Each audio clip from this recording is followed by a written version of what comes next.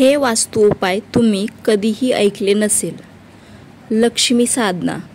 पौर्णिमेच्या रात्री अंघोळ करून रात्री 12 ते 18 वाजता म्हणजे 12 वाजताच्या पुढे पहाटे कितीही वाजेपर्यंत चंद्राकडे पाहून गायत्री मंत्र 12 वेळा म्हणून कोणाशीही न बोलता झोपी जावे. जर बोलण्याचा प्रसंग आलाच तर बोलल्यानंतर पुन्हा हातपाय धुवून पुन्हा चंद्रबिंबाकडे पाहून गायत्री मंत्र 12 वेळा जपावा. सगळ्यात महत्त्वाची गोष्ट म्हणजे वास्तुदोषावर उपाय म्हणून तुम्ही जर घराची तोडफोड करत असाल तर हे शास्त्रसंमत नाही. तोडफोड करणे सगळ्यात मोठा म्हणजेच वास्तुभंगाचा दोष लागतो. घराच्या प्रवेशद्वारावर किंवा मुख्य दरवाजावर लाल रंगाचे कुंकवाचे स्वस्तिक चिन्ह काढावे. या स्वस्तिकचे स्टिकर्स शक्यतो लावू नये.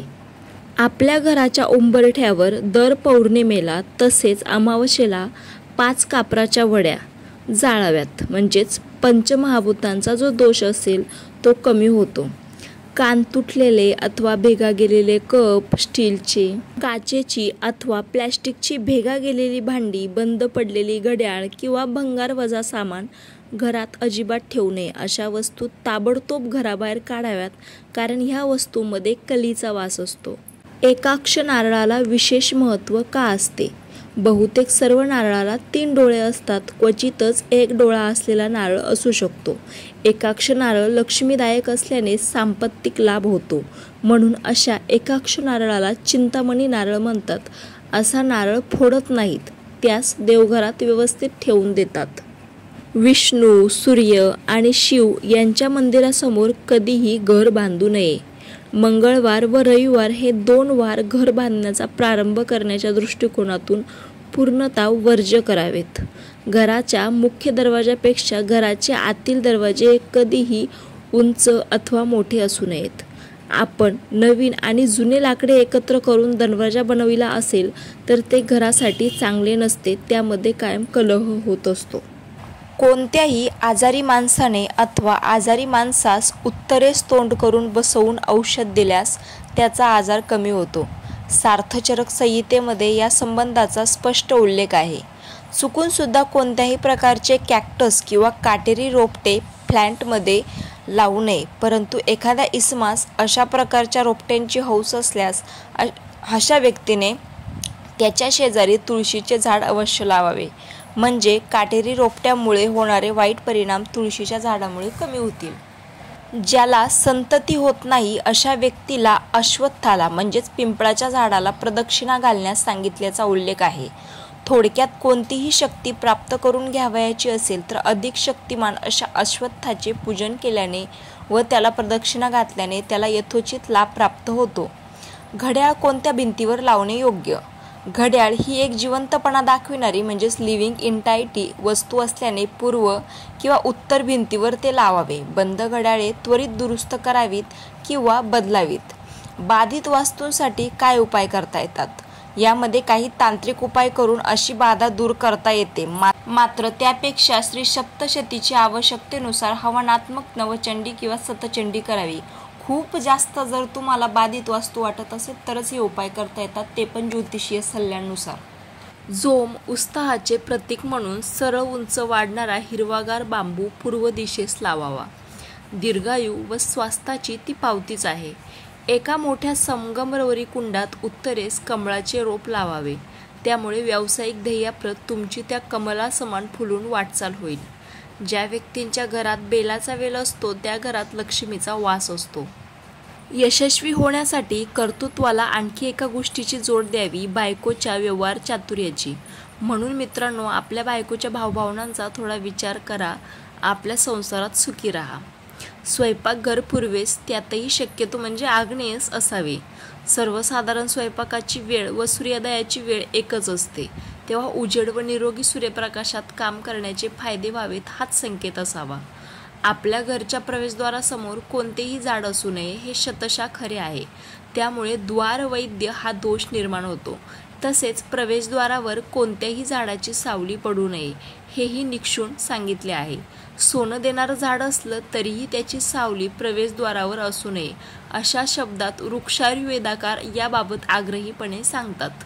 घर मालकीण गरोदर असताना बांधकाम सुरू करू नये. ज्यांचा विवाह होण्यास अनेक अडचणी येतात, ठरलेले विवाह मोडतात, अशांनी नवनाथ भक्तिसार 28वा अध्याय दररोज संध्याकाळी 7 नंतर वाचावा. नोकरी धंद्यासाठी घरातून बाहेर पडण्यापूर्वी खालील मंत्र मनातल्या मनात 8 वेळा म्हणून मगच घराचा उंबरा ओलांडावा. ओम कृष्णाय वासुदेवाय हरे परमात्मने प्रणतक्लेशनाशाय गोविंदाय नमो नमः. नोकरीच्या मुलाखतीस जाताना थोडा गूळ रस्त्यावरील गाईस खायला द्यावा. मुले नीट वागण्यासाठी नवनाथ भक्तिसारातील 5वा अध्याय घरात दररोज संध्याकाळी 7 नंतर वाचावा. आपल्या घरात मध्ये आपली पत्नी, मुले किंवा कोणालाही अपशब्द वापरू नयेत, कारण वास्तू नेहमी तथास्तु म्हणत असते. वर्षातून एकदा तरी घरात उदक शांतता करावी. घरात नंदादीप सतत तेवत ठेवल्याने अशुभ ऊर्जा घरात राहत नाही. रोज सकाळ संध्याकाळ आपणास आवडत्या अशा मंद सुवासाची उदबत्ती किंवा धूप घरात जाळावे. लहान मुलांकडून काही नित्य स्तोत्र रोज म्हणून घ्यावीत व आपणही म्हणावीत. घरात कोणत्याही प्रकारची अडगळ ठेवू नका. शक्य तेवढी लवकर त्याची योग्य पद्धतीने विल्हेवाट लावत जा. आपल्या स्वतःच्या गाडीचे पार्किंग उत्तरेस किंवा पूर्वेस तोंड करून ठेवावे. दक्षिणेला तोंड करून ठेवू नये. शिकार केलेल्या प्राण्यांचे मुखवटे किंवा जंगली ओबडधोबड लाकडाचे सिरॅमिक्स घरात ठेवू नयेत. बेडरूमला रंग लावताना पिस्ता किंवा गुलाबी रंगाचा किंवा सायलेंट कलर लावावा, कारण हे रंग समाधानाचे प्रतीक मानले जातात. दर बुधवारी तिजोरीची पूजा करावी. तिजोरीवर काही जड वस्तू किंवा देव वगैरे ठेवू नयेत. तुळशीत काही लोक शंकराची पिंड ठेवतात, ते चुकीचे आहे. तर काही लोक भंगलेल्या मूर्ती तुळशीत ठेवतात, तेही खूप चुकीचे आहे. तुळशीत फक्त देवास वापरलेले पाणी विसर्जित करावे. घरात विनाकारण कटकट होत असेल तर घरामध्ये हळद आणि गोमूत्र मिश्रित पाणी शिंपडावे. तरीही फरक न वाटल्यास 5 सवाष्णींना मानपान करावे व दूध द्यावे. असे केल्याने कटकटी कायमच्या कमी होतील. दिवसभरात सतत जास्तीत जास्त वेळा हरिओम हरिओम म्हणत राहिल्यास BP कमी होतो. पण हरिओम म्हणताना ते आतमधून ऐकण्याचा प्रयत्न करावा, त्याचा जास्त फायदा होतो. अभ्यास खोलीत टेबलासमोर गणपती, सरस्वती किंवा इष्टदेवतेची प्रतिमा ठेवावी. तुम्हाला जर झोप येत नसेल तर 21 वेळा हा मंत्र बोलायचा. या देवी सर्वभूतेषु निद्रारूपेण संस्थिता नमस्तस्ये नमस्तस्ये नमस्तस्ये नमो नमः. कराग्रे वसते लक्ष्मी, करमूले सरस्वती, करमध्ये तू गोविंदा, प्रभाते करदर्शनम. अर्थात हाताच्या टोकावर म्हणजेच बोटांवर लक्ष्मी असते. हाताच्या मुळाशी म्हणजे मनगटालगत सरस्वती असते. तळ हाताच्या मध्यावर श्री गोविंद असतो. म्हणून सकाळी उठल्या उठल्या तळव्यांचे सर्वात पहिले दर्शन घ्यावे आणि तोंडावरून हात फिरवावा. मुख्य दरवाजास उंबरठा असणे खूप आवश्यक असते. एक स्वच्छ मोठी बाटली घेऊन त्या बाटलीत शुद्ध पाणी भरावे. त्यात गोमूत्र, कापूर, हिंग पावडर, वावळिंग पावडर सर्व मिळून मोठे 2 चमचे टाकावेत. हे बाटलीतील पाणी संडास बाथरूम सोडून सर्व घरात सकाळ संध्याकाळ शिंपडावे. हा प्रयोग तुम्ही 45 दिवस करावा. आता या सर्व उपायांमधील तुम्हाला बरेचसे उपाय समजले नसेल तर तुम्ही व्हिडिओ थांबवून एका वहीच्या पानावर लिहून घेऊ शकता किंवा स्क्रीनशॉट मारू शकता, जेणेकरून तुमच्या लक्षात राहील. ज्या नवीन वास्तूस दारे खिडक्या बसविलेल्या नाहीत अशा वास्तूमध्ये ब्राह्मण भोजन झाल्याशिवाय कधीही प्रवेश करू नये, कारण अशामुळे निरनिराळ्या आपत्तींना तोंड देण्यास प्रसंग उद्भवतो. यमघंट योगावर गृहप्रवेश कधीही करू नये. उंबरठ्यावर लक्ष्मीची पावलं चिकटवू नयेत, कारण त्या लक्ष्मीच्या पावलावर आपली पावलं पडणं हे काही बरं नाही. आपल्या नावाची पाटी सेफ्टी डोअर किंवा भिंतीवर न लावता मुख्य दरवाजावरच लावावी.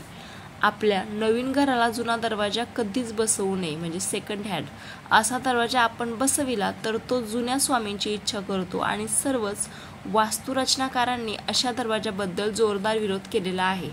रोज सकाळी उंबरठा स्वच्छ करावा, त्याची हळद कुंकू वाहून पूजा करावी. आणि तुम्हाला जर माझे व्हिडिओ आवडत असतील तर नक्की माझ्या चॅनलला सबस्क्राईब करून ठेवा. रामकृष्ण हरी.